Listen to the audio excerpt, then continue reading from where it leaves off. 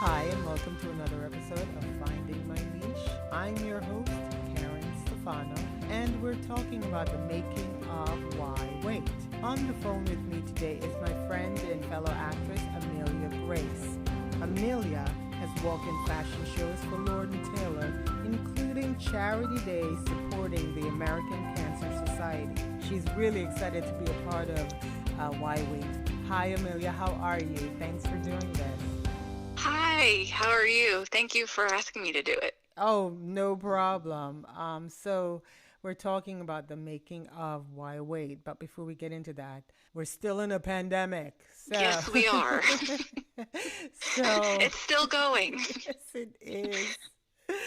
I know it is. Oh So, my goodness. um, where have you been quarantining? For the most part, I've been home with family. I Oh, figured it would be the best just to spend time with loved ones. So that's what I've been doing. okay, yeah. Obviously we're in what, month nine? I don't And know. I feel like they're all starting to run together at this point. I'm not sure anymore. I'll take your word on that. yes, I think it is month nine. And so we're able to get out at least and see other people. I know that we got together last Yes. week and it was quite lovely to see you. But pre that, were you able to, I mean, because you had to quarantine, right? And kind of stay by yourself. When were you able to go out and, like see your mom and your dad and other friends? It's been a few months for me as well, but I'm also working, so I'm kind of able to get out on that end. Oh, So I'm able to have some sense of normalcy by, going to work every day and getting out of the house, oh, all which right. I think is great too, because you, like I said, you need to get out. You need Yeah. to do something, whatever it is. It's just getting out because, you start to develop, I think, cabin fever, or you get a Right. little restless and it's like, I just got to get out of here. So anything you can do, because I go walking with my dad. Okay. So that's another thing that I do, just to spend time with him, but also just like you said, to get out and get some fresh air. Yeah, no, I mean, you do. But the walking that I do, it's not so much for sanity, it's for exercise because I need to hmm keep exercising. So when I'm walking, it's more for I guess, the fellowship with the friends and the exercise. All right, so we're talking about why wait and the making of it. So can Yes. you tell me how you got involved with this project? I got involved because you asked me to be involved, and I was so excited to be a part of it. You sent me the script where part that I was in, and I read it, and I was like, "Oh, this is great! I have to be a part of it." And so I was, like I said, I was like, so excited Oh, to. cool.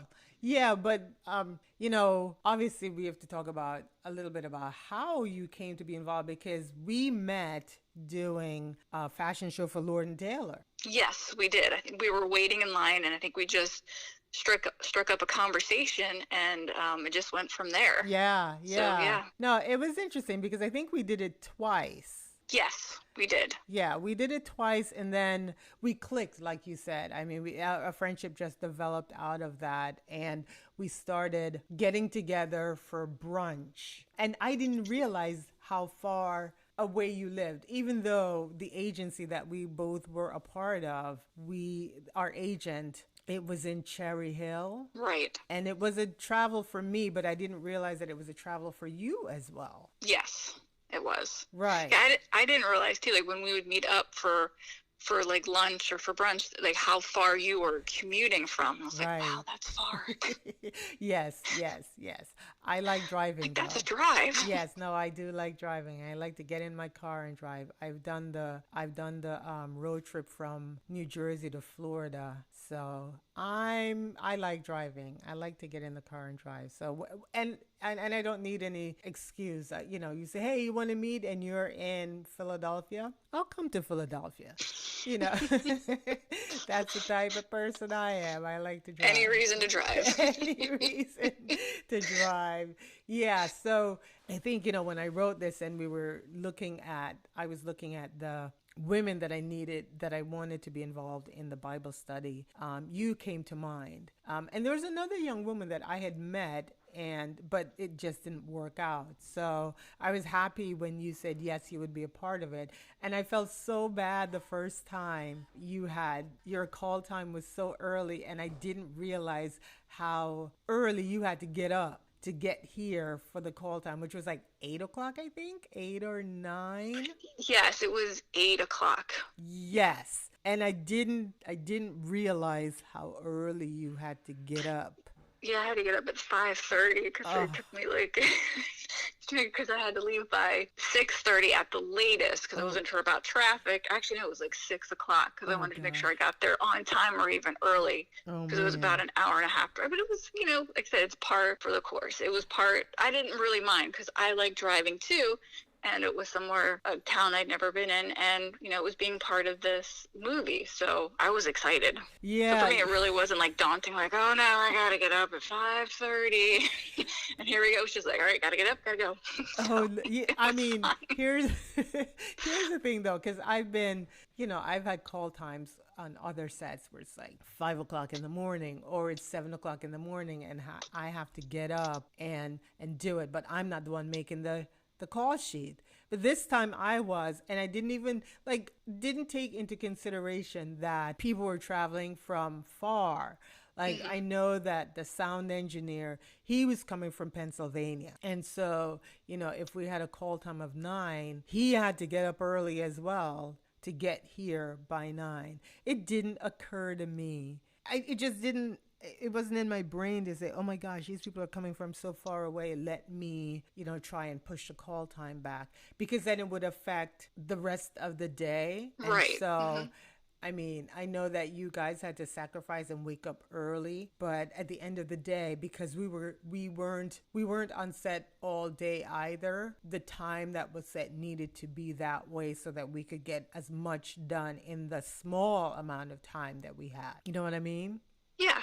I mean, and like I said, it's part of being part of a movie, so Right. you needed that time to get everything set up and started. So Yeah. Yeah, I understood that. yeah. Yeah. It just didn't occur to me. And I was like, oh gosh. But I mean, It's y'all okay. should. It's all You're not going to hear me complain, so it's fine. Oh, I'm glad to know that. That's awesome. All right. So, so yes, so you became a part of it. And how was it like working for me? I'd have to say that's the interesting part for me because before, like, we were doing fashion shows. Mm-hmm. So I knew, Karen, the model, Right. and then when we'd hung out with Karen, the friend, but it was definitely seeing you in a different role, Right. wearing a different hat as Karen, the producer, director. So Yeah. I'd have to say you were very professional, understanding. I think you knew where we were coming from as an actor. Mm-hmm. And so when you gave direction, you were clear, and then you kind of just let us take it from there and be like, okay, Right. here's what I want. Have at it. The other actors that were involved, you all had, you all knew what you were doing. So it made my job easier to be able to say, okay, this is what I'm looking for. And you guys were able to take that direction and just run with it and do what needed to be done. I definitely think we came together Yeah. as a team. Basically, we were able, we clicked, well, we meshed, Mm-hmm. and so I think that helped each other too as actors in this role Yeah. because it really didn't feel like we were having to act or having to work. We were just sitting around, getting along and just talking like we would with any friend. Right. And that was the direction that I gave. I said, because we're just a bunch of women sitting around talking about a specific subject. And so I think because we were all in the same boat, except for Yes. maybe Yeah. one other actor, we were all Mhm. in the same boat. And so the subject that came up, that subject of that scene, it just made it easier to talk about. And Because so it it was very wasn't, personal. I mean, yes, we've been there, right. we've experienced it. So Right. yeah, you're right. Yeah, yeah. And so it wasn't so much acting as just talking about our struggles and the stuff that we go through. And the scene worked out wonderfully, and it looks really good, and it looks very natural. All right, so we're talking. I want to know, are there any bloopers that you can remember happening on set? I'm trying to remember. There was the one time when we were at the cafe, I think it was, and it was a very, I don't want to say intense scene, but it was a very intimate scene between you, Yes. and Derek, yes. And Derek. And in the background, there was actually children running through, I think at one point, and they actually ended up waving to us and saying hi. I remember it was all you're doing to try to, just keep in that moment, right, and to keep rolling. Yes. And I think at one point, like, even Derek just started cracking up, or he started cracking up because like, all right, I can't do this scene, because they were just so cute too. They came in, I think one girl had a little like skirt on, tutu on. Yes. They were just wanting to say hello and just very friendly. It was the weirdest thing, because I was looking at the footage of that scene, and at one point I looked in the background and she was crawling on the floor. And I thought, that's right. How is this possible?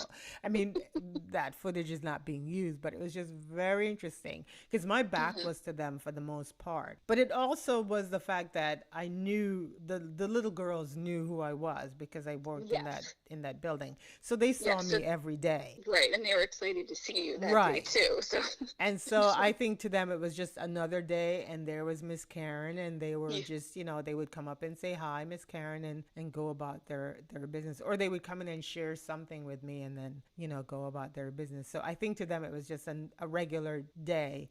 They weren't concerned about the cameras and all that other stuff and all the other people in the scene, so it was, yes, it was. But I think for the most part that day was we did really well, and we were able to get in, do what we needed to do, and get out. There's some other stuff that was going on. I mean, I think there was like a loud humming noise going on. There was a manager sitting in the background at one point. And that's right. Because I think he just refused to leave, or he was cleaning or working. Whatever he was doing. Working on his equipment, and he just stayed there. He was not budging, but it was all right. No, right. he was not. It was okay. I mean, because you do what you have to do. Right. But you're able to utilize it in the film, so that worked out too. Yes, I did. So I'm just grateful that they allowed me to come in and shoot that scene without any problems at all. So because it was a great location too. It really was. The owners were so wonderful, and they treated me so well. So I was just very thankful that, I said, hey, I'm shooting this movie, and can I use that cafe? And the wife was like, yes, please go ahead.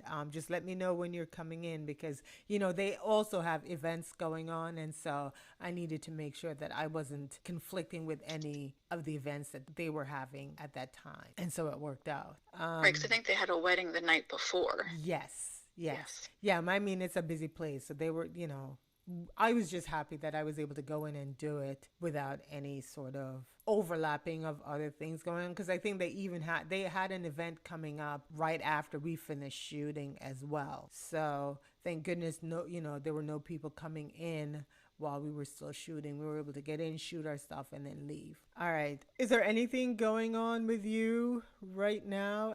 Well, there's a second installment of the movie there is. Coming up. There is. So I'm excited about that as well.